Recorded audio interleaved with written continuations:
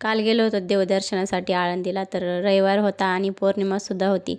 प्रचंड गर्दी होती, त्यामुळं बाहेरूनच दर्शन घेतलं आणि इथं प्रसाद खात होता दादू, तर त्याला थोडा वेळ बसवलं. आम्हीसुद्धा बसलोत आणि इथं मुक्ताईचं मंदिर आहे, हे इथं बाहेरून दर्शन घेतलं.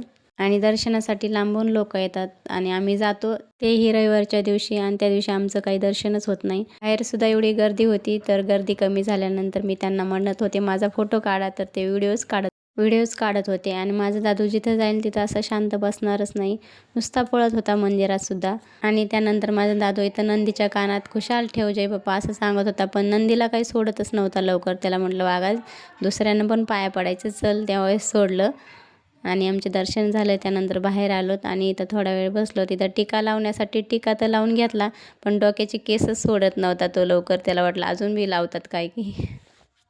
आता सध्या तर आम्हाला नारळ पाणी खूपच आवडायला लागले. कुठे जरी गेलं तरी नारळ पाणी घ्या म्हणतो आणि मस्त इथं एन्जॉय केला त्याने नारळ पाणी. त्यानंतर घरी आलोत, तर इथं माझे पप्पा आईला मदत करत होते लसूण सोलण्यासाठी. आणि आई सगळ्यांच्या आवडीचा असा पदार्थ बनवणार होती आज, सगळ्यांनाच आवडत होता तो. तर इथं तिने ज्वारीचं पीठ, गव्हाचं पीठ आणि बेसन पीठ घेतलं होतं. त्यानंतर हळद आणि हिरवी मिरची, लसूण, अद्रक, जिरे, कोथिंबीर याची पेस्ट केली होती. आणि मिक्सरचं भांडं कसं स्वच्छ करते बघा माझी आई. तर ह्याला ना तिखट पुऱ्या पण म्हणतात कोणी कोणी, पण ह्याला पहिल्यापासून आम्ही कोंडोळेच म्हणतो, म्हणजे घरचे सगळे कोंडोळेच म्हणतात, तिखट कोंडोळे. आणि माझ्या पप्पाला तर खूपच आवडतात.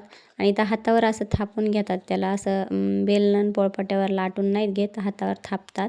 तर इथं आम्ही दोघीजणी असं करत होतो. त्यानंतर कढईत तेल टाकून मस्त अशा तळून घेतल्या आईने. आणि ते भरपूर करायच्या होत्या, त्यामुळं मग आई तळत होती आणि मी करत होते. तर इथं तळणं सुरूच होतं, करणं पण सुरूच होतं. चवीला पण खूप छान लागतात, ते डाळीसोबत खातात हे. आणि ते माझा दादू बिस्किट फोडायचं पण नाही आणि त्याला खायचं पण नाही, पण चावून चावून त्याने पूर्ण बिस्किटाचा भुगा करून टाकला होता. त्यानंतर ह्या दोघांना जेवायला वाढलं. यांचे जेवण झाल्यानंतर आणि तर माझ्या दादूसाठी स्वयंपाक सुरू होता. फळं, त्याला हे शेंगुळे खूप आवडतात, तर शेंगुळे बनवत होते आई त्याच पिठाचे. मस्त अशी दह्यातली मिरची आणि तर पुऱ्या, डाळ, भात, कांदा वगैरे सगळं काही होतं. आणि मस्त असं आम्ही सुद्धा जेवण करून घेतलं. मला बघा पूर्ण ताटात जेवायला वाढले आणि ह्या दोघींनी कसं जेवायला घेतले, म्हणजे ताटं नव्हते त्यामुळे ह्यांनी शॉर्टकट मार्ग निवडला. जेवण झाल्यानंतर आम्ही निघालो. तर व्हिडिओ आवडल्यास लाईक, चॅनलला सबस्क्राईब.